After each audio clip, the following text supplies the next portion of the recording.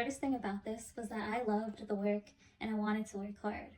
But doing something you love on a schedule you can't control can feel the same as doing something you hate. This is a quote from The Psychology of Money by Morgan Housel. This book slightly deviates from the what to do with our finances and into the why behind our financial decisions. In this book review, I'll be going over the main takeaways, actionable insights, and my favorite quotes. Takeaway number 1, uncertainty, doubt, and regret are fees we have to pay to get something rather than fines. Every financial choice involves a trade-off, and the emotional bumps along the road are part of the journey and not roadblocks. Takeaway number 2, true wealth is not about external validation, but pursuing what truly matters to you.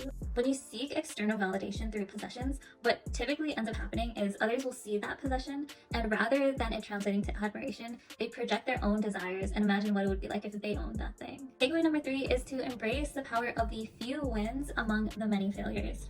It is the small minority of things that usually account for the majority of positive outcomes. Takeaway number 4 is financial goals vary, but one common thread is the desire for flexibility and freedom. And so we should ideally aim to use our finances to buy back our time. Takeaway number 5, tune out the noise and embrace compound interest. Market ups and downs are normal. Don't act impulsively. Compounding is your secret weapon.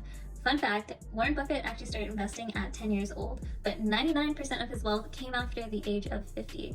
So patience is the key to long-term financial freedom.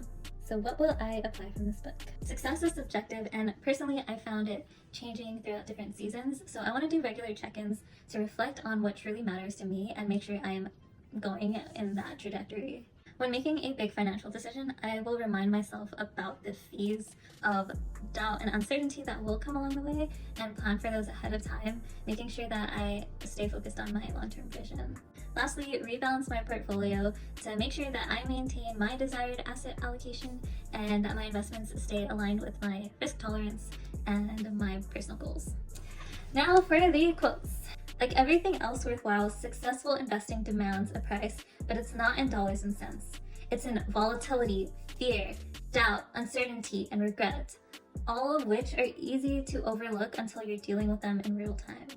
Bill Gates once said, "Success is a lousy teacher. It seduces smart people into thinking they can't lose." But the same can be true in the other direction. Failure is also a lousy teacher because it seduces smart people into thinking their decisions were terrible, when sometimes they just reflect the unforgiving realities of risk. And that is my 3-minute book review. If you've read it, I would love to hear your thoughts as well. It was very different than any other finance book I read, so let me know.